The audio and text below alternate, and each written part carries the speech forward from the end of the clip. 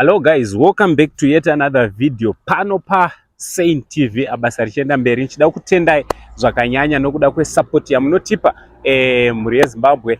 Aiwa ndini wenyu Uncle Saint chanzvadzi chamai venyu anditi chigotwe chembama namama.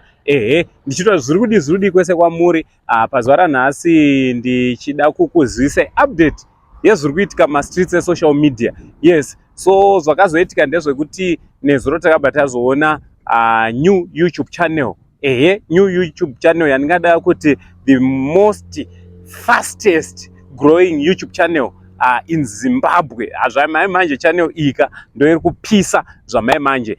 Sekuziva kwenyu kuti NaVhovho Netsai JATIWERO Ozemwa vakabuda kuchikwata kana kuboka reNaVhovho uko kwavakanga vachiacta mafilm, but ivo vakabva vati aiwa tabuda hedu kuNaVhovho but hatina kubuda kunyaya dzeacting because acting is our life. So what they did, they formed another group ravari kudaidza ivo kuti 4 season media. And 4 season I think vakatora pakuti ivo varipo 4 obva vati i4 season anditi.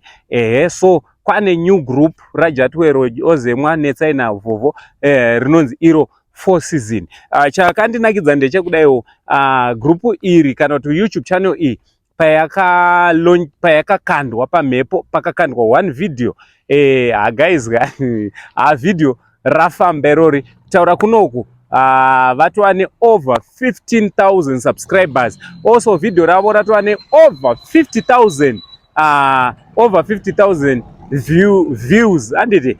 Chinova chinhu chakanaka, chinhu chinoshamisa, especially kubreaka internet in that way anditi. Aiwa vabreaka internet vakonzeresa masaisai especially YouTube haisubscribe wezvekudaro, but they've proved kuti vanenge vane grace dzaMwari anditi. Aiwa chiti congratulations neku I'm sure kuti vatova ne over 4,000 watch hours kuda kuti YouTube channel yavo vanozviita zvinhu kana kuti ivo vachiziva kumonetize their YouTube channel, they can start getting paid today. Nas they can start getting